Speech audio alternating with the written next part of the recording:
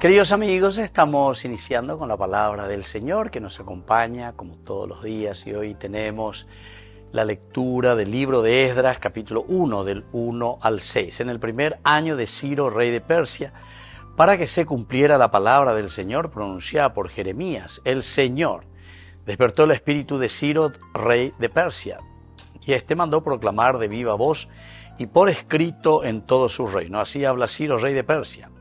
El Señor, el Dios del cielo, ha puesto en mis manos todos los reinos de la tierra y me ha encargado que le edifique una casa en Jerusalén de Judá.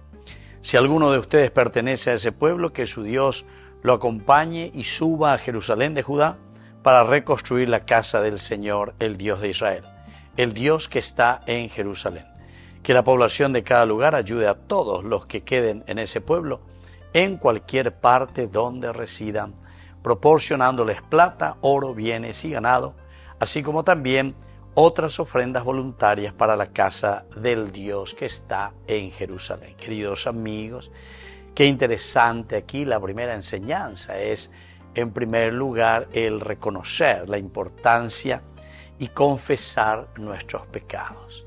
Aquí, entonces, el profeta que está hablando aquí, sobre todo el sacerdote Esdras y Nehemías, ustedes saben que es el gobernador, los dos que se ponen de acuerdo y dicen: tenemos que edificar esta casa, tenemos que ir adelante. Y sobre todo ponemos en boca de Ciro, que es el rey, nada más y nada menos que el conquistador, rey de Persia. Y sin embargo, él tiene este deseo: ñandelle ya pona lleva.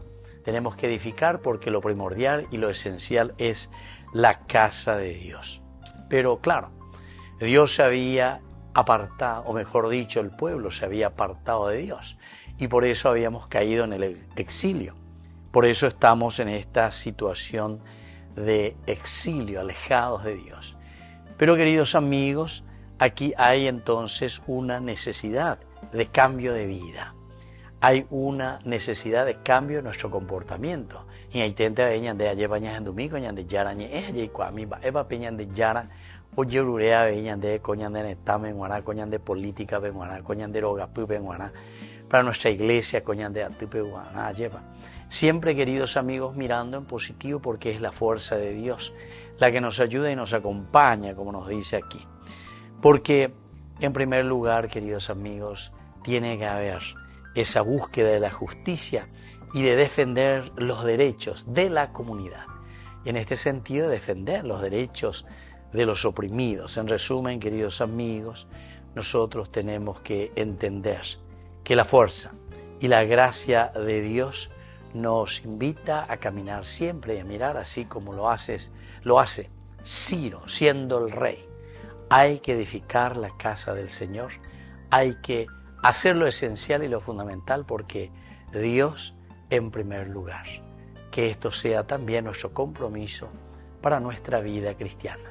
Que la bendición de Dios descienda sobre cada uno de ustedes, el Padre y el Hijo y el Espíritu Santo. Amén.